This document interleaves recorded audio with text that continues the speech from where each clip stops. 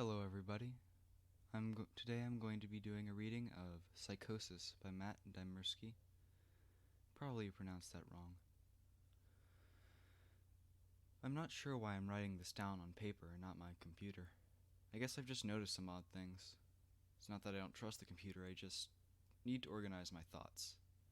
I need to get down all the details somewhere objective, somewhere I know that what I write can't be deleted or changed. Not that that's happened, it's just everything blurs together here, and the fog of memory lends a strange cast to things. I'm starting to feel cramped in this small apartment. Maybe that's the problem. I just had to go and choose the cheapest apartment. The lack of windows down here makes day and night seem to slip by seamlessly. I haven't been out in a few days because I've been working on this programming project so intensively. I suppose I just wanted to get it done. Hours of sitting and staring at a monitor can make anyone feel strange. I know, but I don't think that's it. I'm not sure when I first started to feel like something was odd. I can't even define what it is. Maybe I just haven't talked to anyone in a while. It's the first thing that crept up on me. Everyone I normally talk to online while I program has been idle, or they've simply not logged in at all. My instant messages go unanswered. The last email I got from anybody was a friend saying he'd talk to me when he got back from the store, and that was yesterday. I'd call with my cell phone, but reception's terrible down here. Yeah, that's it. I just need to call someone. I'm going to go outside. Well, that didn't work so well. As the tingle of fear fades, I'm feeling a little ridiculous for being scared at all. I looked in the mirror before I went out, but I didn't shave the 2-day stubble I grown. I figured I was just going out for a quick cell phone call. Did change my shirt, though, because it was lunchtime and I guessed that I would run into at least one person I knew. That didn't end up happening. I wish it did. When I went out, I opened the door to my small apartment slowly. A small feeling of apprehension had somehow already lodged itself in me for some indefinable reason. I chalked it up to not having spoken to anyone but myself for a day or two. I peered down the dingy, gray hallway, made dingier by the fact that it was a basement hallway. On one end, a large metal door led to the building's furnace room. It was locked, of course. 2 dreary soda machines stood by it. I bought a soda from one the first day I moved in, but it had a 2-year-old expiration date. I'm fairly sure nobody knows those machines are even down here, or my cheap landlady just doesn't care to get them restocked. I closed my door softly and walked the other direction, taking care not to make a sound. No idea why I chose to do that, but it was fun giving into the strange impulse not to break the droning hum of the soda machines, at least for the moment. I got to the stairwell and took the stairs up to the building's front door. I looked through the heavy door's small square window and received quite the shock. It was definitely not lunchtime. City gloom hung over the dark street outside, and the traffic lights at the intersection in the distance blinked yellow. Dim clouds, purple and black from the glow of the city, hung overhead. Nothing moved, save the few sidewalk trees that shifted in the wind. I remember shivering, though I wasn't cold. Maybe it was the wind outside. I could vaguely hear it through the heavy metal door, and I knew it was that unique kind of late-night wind, the kind that was constant, cold and quiet, save for the rhythmic music it made as it passed through countless unseen tree leaves. I decided to not go outside. Instead, I lifted my cell phone to the door's little window and checked the signal meter. The bars filled up the meter, and I smiled. Time to hear someone else's voice, I remember thinking, relieved. It was such a strange thing to be afraid of nothing. I shook my head, laughing at myself silently. I hit speed dial for my best friend Amy's number and held the phone up to my ear. It rang once, but then it stopped. Nothing happened. I listened to silence for a good 20 seconds, then hung up. I frowned, looked at the signal meter again. Still full. I went to dial her number again, but then my phone rang in my hand, startling me. Put it up to my ear. "Hello?" I asked, immediately fighting down a small shock at hearing the first spoken voice in days, even if it was my own. I had gotten used to the droning hum of the building's inner workings, my computer, and the soda machines in the hallway. There was no response to my greeting at first, but then, finally, a voice came. "Hey," said a clear male voice, obviously of college age like me. "Who's this?" "John," I replied, confused. "Oh, sorry, wrong number," he replied, then hung up. I lowered the phone slowly and leaned against the thick brick of the stairwell. That was strange. I looked at my received calls list, but the number was unfamiliar. Before Before I could think on it further, the phone rang loudly, shocking me yet again. This time, I looked at the caller before I answered. It was another unfamiliar number. This time, I held the phone up to my ear, but said nothing. Heard nothing but the general background noise of a phone. Then a familiar voice broke my attention. "John?" was the single word, in Amy's voice. I breathed a sigh of relief. "Hey, it's you," I replied. "Who else would it be?" she responded. "Oh, the number. I'm at a party on 7th Street, and my phone just died as you called me. This is someone else's phone, obviously." "Oh, okay. Where are you?" she asked. My eyes glanced over the drab whitewashed cylinder brick walls and the heavy metal door with its small window. "At my building," I sighed. "Just feeling cooped up. Didn't realize it was so late." "You should come here," she said, laughing. "Nah, I don't feel like looking for some strange place by myself in the middle of the night," I said, looking out the window at the silent, windy street that secretly scared me just a tiny bit. "I think I'm just going to keep working or go to bed." "Nonsense," she replied. "I can come get you. Your building is close to 7th Street, right?" "How drunk are you?" I asked lightheartedly. "You know where I live." "Oh, of course," she said abruptly. "I guess I can't get there by walking, huh?" "You could if you wanted to waste half an hour," I told her. "Right," she said. "Okay, have to go. Good luck with your work." I lowered the phone once more, looking at the numbers flash as the call ended. Then at the droning silence suddenly reasserted itself in my ears. The two strange calls in the eerie street outside just drove home my aloneness in this empty stairwell. Perhaps from having seen one too many scary movies, I had the sudden inexplicable idea that something could look in the window and see me. Some sort of horrible entity that hovered at the edge of aloneness, just waiting to creep up on unsuspecting people that strayed too far from other human beings. I knew the fear was irrational, but no one else was around, so I jumped down the stairs, ran down the hallway into my room, and closed the door as swiftly as I could, while still staying silent. Like I said, I feel a little ridiculous for being scared of nothing, and the fear has already faded. Writing this down helps a lot. It makes me realize that nothing is wrong. It filters out half-formed thoughts and fears and leaves only cold, hard facts. It's late. I got a call from the wrong number, and Amy's phone died, so she called me back from another number. Nothing strange is happening. Still, there was something a little off about that conversation. I know it could have been just the alcohol she had, or was it even her that seemed off to me? Or was it... Yes, that was it. I didn't realize it until this moment, writing these things down. I knew writing things down would help. She said she was at a party, but I only heard silence in the background. Of course, that doesn't mean anything in particular. She could have just gone outside to make the call. No, that couldn't have been it either. I didn't hear the wind. I need to see if the wind is still blowing. Monday. I forgot to finish writing last night. I'm not sure what I expected to see when I ran up the stairwell and looked out the heavy metal door's window. I'm feeling ridiculous. Last night's fear seems hazy and unreasonable to me now. I can't wait to go out into the sunlight. I'm going to check my email, shave, shower, and finally get out of here. Wait, I think I heard something. It was thunder. That whole sunlight and fresh air thing didn't happen. I went out into the stairwell and up the stairs, only to find disappointment. The heavy metal door's little window showed only flowing water, as torrential rain slammed against it. Only a very dim, gloomy light filtered in through the rain. But at least I knew it was daytime, even if it was a gray, sickly, wet day. I tried looking out the window and waiting for lightning to illuminate the gloom, but the rain was too heavy and I couldn't make out anything more than vague, weird shapes moving at odd angles and the waves crashing down the window. Disappointed, I turned around, but I didn't want to go back to my room. Instead, I wandered further up the stairs, past the third floor, and the second. The stairs ended at the third floor, the highest floor in the building.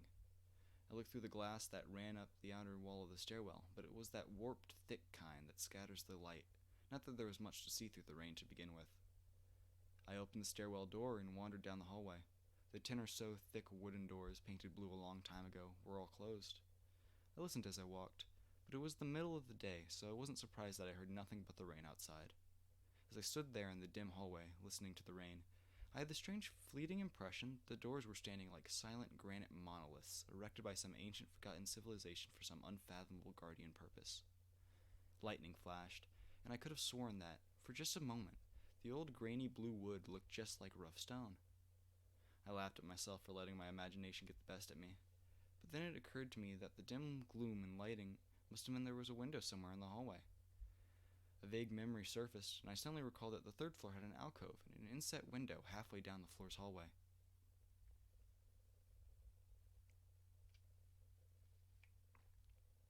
Excited to look out into the rain and possibly see another human being, I quickly walked over to the alcove, finding the large, thin glass window. Rain washed down it, as with the front door's window, but I could open this one. I reached a hand out to slide it open, but hesitated. I had the strangest feeling that if I opened the window, I would see something absolutely horrifying on the other side. Everything's been so odd lately, so I came up with a plan, and I came back here to get what I needed.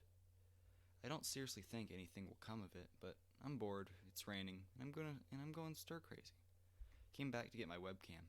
The cord isn't long enough to reach the third floor by any means, so instead I'm going to hide it between the two soda machines in the dark end of my basement hallway, run the wire along the wall and under my door, put black duct tape over the wire to blend it in with the plastic black strip that runs along the base of the hallway walls.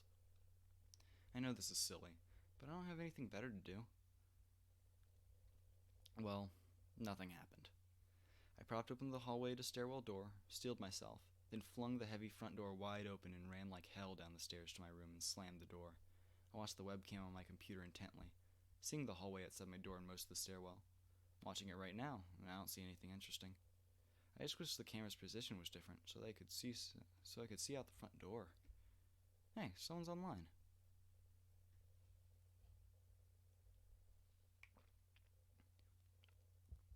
I got out an older, less functional webcam that I had in my closet to video chat with my friend online. Couldn't really explain to him why I wanted to video chat, but it felt good to see another person's face. He couldn't talk very long, and we didn't talk about anything meaningful, but I did feel much better. My strange fear is almost completely past.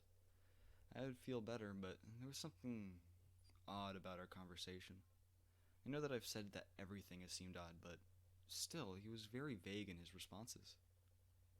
I can't recall one specific thing that he said, no particular name, place, event, but he did ask for my email address to keep in touch. I just got an email. I'm about to go out. I just got an email from Amy that asked me to meet her for dinner at the place we usually go to. Do love pizza, and I've just been eating random food from my poorly stocked fridge for days, so I can't wait. Again, I feel ridiculous about the odd couple of days I've been having. I should destroy this journal when I get back. Oh, another email. Oh my god, I almost left the email and opened the door. I almost opened the door, but I read the email first. It was from a friend I hadn't heard from in a long time, and it was sent to a huge number of emails that must have been every person he had saved in his address list. It had no subject, and it said, simply, "Seen with your own eyes, don't trust them, they." What the hell is that supposed to mean? The words shock me, and I keep going over and over them. Is it a desperate email sent just as something happened? The words are obviously cut off without finishing.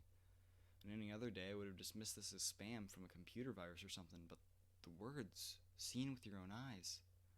I can't help but read over this journal and think back on the last few days and realize that I have not seen another person with my own eyes or talked to another person face to face. The webcam conversations with my friend was so strange, so vague, so eerie. Now that I think about it, was it eerie? Or is the fear clouding my memory? My mind toys with the progression of events I've written here, pointing out that I have not been presented with one single fact that I did not specifically give out unsuspectingly. The random wrong number that got my name, the subsequent strange return call from Amy, the friend that asked for my email address. I messaged him first when I saw him online, and then I got my first email a few minutes after that conversation. Oh my god, that phone call with Amy. I said over the phone, that I was within half an hour's walk of 7th Street. They know I'm near there. What if they're trying to find me? Where is everyone else? Why haven't I seen or heard anyone else in days? No, this is crazy. This is absolutely crazy. I need to calm down. This madness needs to end. I don't know what to think. I ran about my apartment furiously, holding my cell phone up to every corner to see if it got a signal through the heavy walls. Finally, in the tiny bathroom, near one ceiling corner, I got a single bar. Holding my phone there, I sent a text message to every number in my list. Not wanting to betray anything about my unfounded fears, I simply sent, "You seen anyone face to face lately?" At that point, I just wanted any reply back. I didn't care what the reply was or if I embarrassed myself. I tried to call someone a few times, but I couldn't get my head up high enough. If I brought my cell phone down even an inch, it lost signal. Then I remembered the computer. and rushed over to it, instant messaging everyone online. Most were idle or away from their computer. Nobody responded. My messages grew more frantic, and I started telling people where I was and to stop by in person for a host of barely passable reasons. I didn't care about anything by that point. I just needed to see another person. I also tore apart my apartment looking for something that I might have missed, some way to contact another human being without opening the door. I know it's crazy. I know it's unfounded, but what if? What if? I just needed to be sure. I taped the phone to the ceiling in case. Tuesday. The phone rang. Exhausted from last night's rampage, I must have fallen asleep. I woke up to the phone ringing and ran to the bathroom, stood on the toilet, and flipped open the phone taped to the ceiling. It was Amy, and I feel so much better. She was really worried about me, and apparently she'd been trying to contact me since the last time I talked to her. She's coming over now, and yes, she knows where I am without me telling her. I feel so embarrassed. I'm definitely throwing this journal away before anyone sees it. I don't even know why I'm writing in it now. Maybe it's just because it's the only communication I've had at all since God knows when. I look like hell, too. I looked in the mirror before I even came back in here. My eyes are sunken, stubble thicker, and I just look generally unhealthy. My apartment is trashed, but I'm not going to clean it up. I think I need someone else to see what I've been through. These past few days have not been normal. I am not one to imagine things. I know that I have been the victim of extreme probability. I probably missed seeing another person a dozen times. I just happened to go out when it was late at night, or in the middle of the day when everyone was gone. Everything's perfectly fine. I know this now. Plus, I found something in the closet last night that has helped me tremendously. A television. I set it up just before I wrote this, and it's on in the background. Television has always been an escape for me, and it reminds me that there's a world behind these dingy brick walls.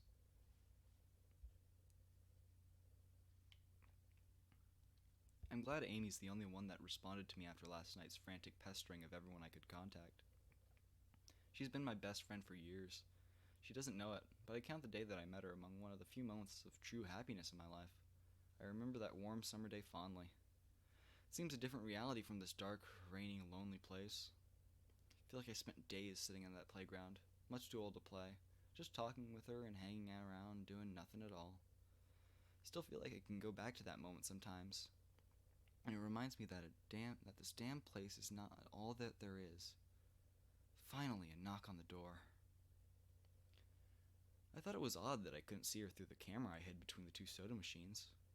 I figured that it was just bad positioning, like when I couldn't see out the front door. I should have known. After the knock, I yelled through the door jokingly that I had a camera between the soda machines, because I was embarrassed myself that I had taken this paranoia so far. After I did that, I saw our image walk over to the camera and look down at it. She smiled and waved. "Hey," she said to the camera brightly, giving it a wry look. "It's weird, I know," I said into the mic attached to my computer. "I've had a weird couple days." "Must have," she replied. "Open the door, John." I hesitated. How could I be so sure? "Hey, humor me a second here," I told her through the mic. "Tell me one thing about us, just to prove to me you're you." She gave the camera a weird look. Alright," she said slowly, thinking. "We met randomly at a playground when we were both way too old to be there." I sighed deeply as reality turned and fear faded. God, I had been so ridiculous. Of course it was Amy. The day wasn't anywhere in the world except in my memory. Never even mentioned it to anyone, not out of embarrassment, but out of a strange secret nostalgia and a longing for those days to return.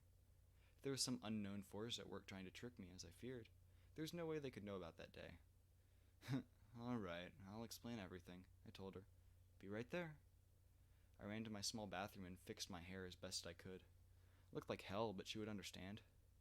Smirking at my own unbelievable behavior and the mess I'd made of the place, I walked to the door, put my hand on the doorknob, and gave the mess one last look. So ridiculous, I thought. My eyes traced over the half-eaten food lying on the ground, the overflowing trash bin, and the bed I'd tipped to the side looking for God knows what. I almost turned to the door and opened it, but my eyes fell on one last thing. The old webcam, the one I used for that eerily vacant chat with my friend.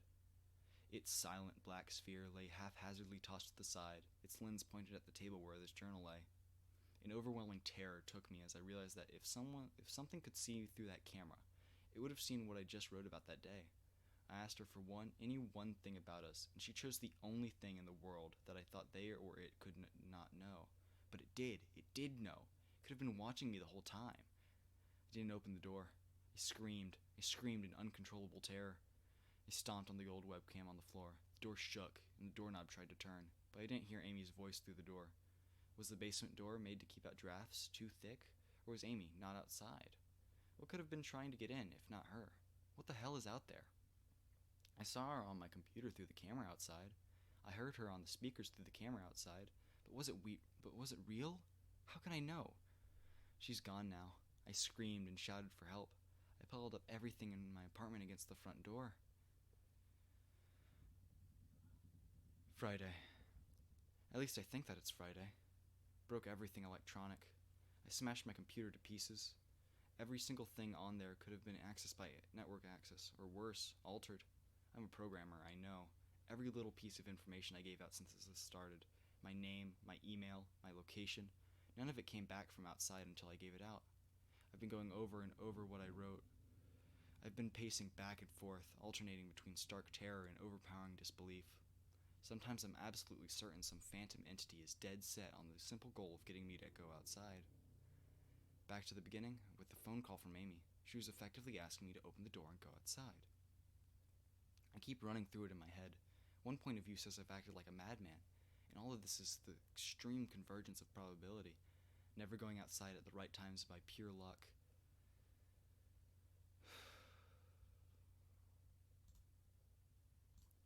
Never seeing another person by pure chance, getting a random nonsense email from some computer virus at just the right time. The other point of view, however, says that the extreme convergence of probability is the reason that whatever's out there hasn't gotten me already. I keep thinking, I never opened the window on the third floor. I never opened the front door until that incredibly stupid stunt with the hidden camera, after which I ran straight to my room and slammed the door. I haven't opened my own solid door until I flung open the front door of the building. Whatever's out there, if anything's out there, never made an appearance in this building before I opened the front door. Maybe the reason it wasn't in the building already was that it was elsewhere getting everyone else. And then it waited, until I betrayed my existence by trying to call Amy. A call which didn't work, until it called and asked me my name. Terror literally overwhelms me every time I try to fit the pieces of this nightmare together. That email, short, cut off. Was it from someone trying to get word out? Some friendly voice desperately trying to warn me before it came? Seen with my own eyes. Don't trust them. Exactly what I've been so suspicious of. Could have masterful control of all things electronic, practicing its insidious deception to trick me into coming outside. Why can't it get in? It knocked on the door, must have some solid presence. The door. The image of those doors in the upper hallway as guardian monoliths flashes back in my mind every time I trace this path of thoughts. If there is some phantom entity trying to get me to go outside, maybe it just can't get through doors. I keep thinking back over all the books I've read or movies I've seen, trying to generate some explanation for this. Doors have always been such intense foci of human imagination, always seen as wards or portals of special importance, or perhaps the door is just too thick. I know that I couldn't pass through any of the doors in this building, let alone the heavy basement ones. Aside from that, the real question is, why does it even want me? If it wanted to kill me, it could do it in any number of ways, including just waiting until I starve to death. What if it doesn't want to kill me? What if it has some far more horrific fate in store for me? God, what can I do to escape this nightmare? A knock on the door. I told the people on the other side of the door I need a minute to think and I'll come out. I'm really just writing this down so I can figure out what to do. At least this time I heard their voices. My paranoia, and yes, I recognize I'm being paranoid, has me thinking all sorts of ways that their voices could be faked electronically. There could be nothing but speakers outside simulating human voices. Did it really take them 3 days to come talk to me? Amy is supposedly out there, along with 2 policemen and a psychiatrist. Maybe it took them 3 days to think of what to say to me. The psychiatrist's claim could be pretty convincing if I decide to think this is all some crazy misunderstanding, not some entity trying to trick me into opening the door. The psychiatrist had an older voice, authoritarian but still caring. I liked it. I'm desperate just to see someone with my own eyes. He said I have something called psychosis, and I'm just one of a nationwide epidemic of thousands of people having breakdowns triggered by a suggestive email that got through somehow. I swear he said got through somehow. I think he means spread through the country inexplicably, but I'm incredibly suspicious that the entity slipped up and revealed something. He said I am a part of a wave of emergent behavior, that a lot of other people are having the same problem with the same fears, even though we've never communicated. That neatly explains the strange email about eyes that I got. I didn't get the original triggering email, I got a descendant of it. My friend could have broken down too and tried to warn everyone he knew about his paranoid fears. That's how the problem spreads, the psychiatrist claims.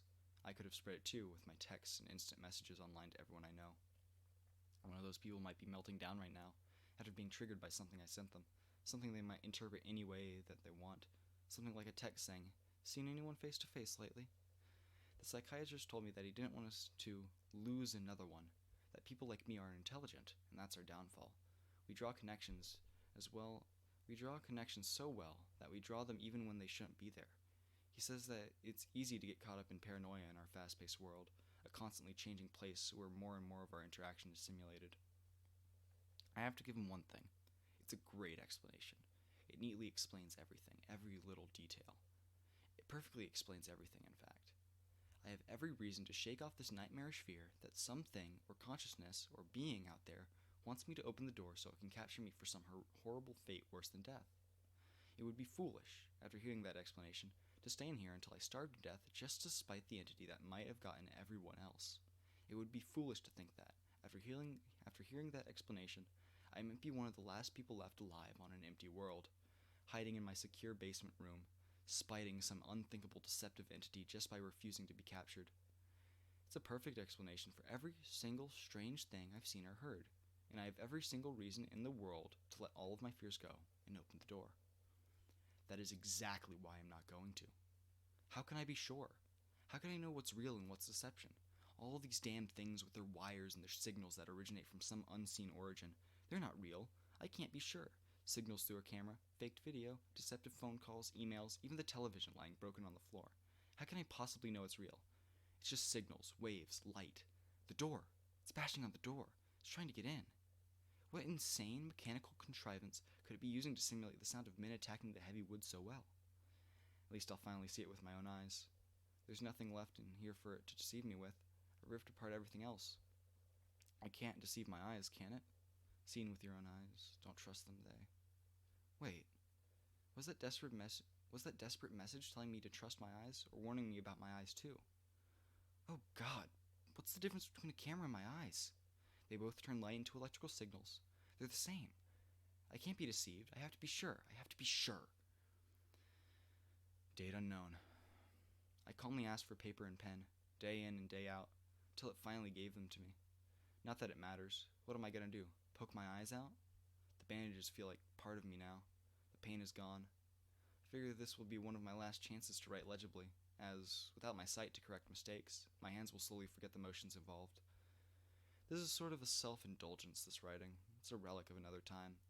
Because I'm certain everyone left in the world is dead, or something far worse. I sit against the padded wall, day in, day out. The entity brings me food and water. It masks itself as a kind nurse, as an unsympathetic doctor. I think it knows that my hearing has sharpened considerably now that I live in darkness. It fakes conversation in the hallways on the off chance that I might overhear. One of the nurses talks about having a baby soon. One of the doctors lost his wife in a car accident. None of it matters. None of it's real. None of it gets to me. Not like she does. That's the worst part. The part that I almost can't handle. The thing comes to me, masquerading as Amy. Its recreation is perfect. It sounds exactly like Amy. Feels exactly like her. It even produces a reasonable facsimile of tears that even makes me feel on its lifelike cheeks. When it first dragged me here, it told me all the things I wanted to hear. It told me that she loved me. That she always loved me. That it didn't understand why I did this. That we could still have a life together. If only I would stop insisting that I was being deceived. It wanted me to believe. No. It needed me to believe that she was real. I almost fell for it. I really did. I doubted myself for the longest time. In the end, though, it was all too perfect.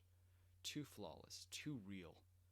The false Amy used to come every day, then every week, then finally stopped coming altogether. But I don't think the entity will give up. I think the waiting game is just another one of its gambits. I will resist for the rest of the life if I have to. I don't know what happened to the rest of the world, but I do know that this thing needs me to fall for its deceptions. If it needs that, then maybe, just maybe, I'm a thorn in its agenda. Maybe Amy is still alive out there somewhere, kept alive only by my will to resist the deceiver. I hold on to that hope, rocking back and forth in my cell to pass the time. I will never give in. I will never break. I am a hero. The doctor read the paper the patient had scribbled on. It was barely readable, written in the shaky script of one who could not see. He wanted to smile at the man's steadfast resolve, a reminder of the human will to survive, but he knew that the patient was completely delusional. After all, a sane man would have fallen for the deception long ago. The doctor wanted to smile. He wanted to whisper words of encouragement to the delusional man. He wanted to scream, but the nerve filaments wrapped around his head and into his eyes made him do otherwise. His body walked into the cell like a puppet and told the patient once more that he was wrong and that there was nobody trying to deceive him. The end. That was Psychosis by Dymerski. Hope you enjoyed.